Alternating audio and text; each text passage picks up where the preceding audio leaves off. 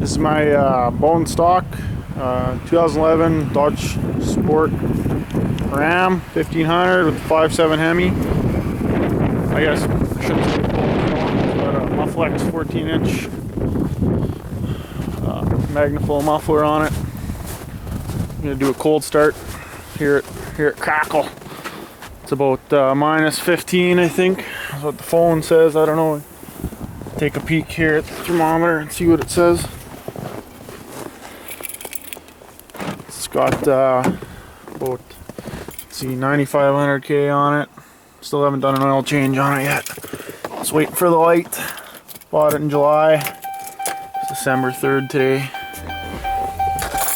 Let's see what the temperature says. Oh, it says it's only minus 11. Feels a little bit colder. Got a few inches of snow last night.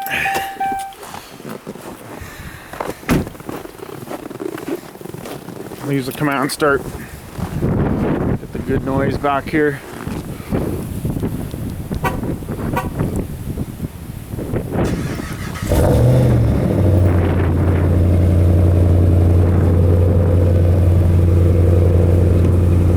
Hasn't been started in about 3 days.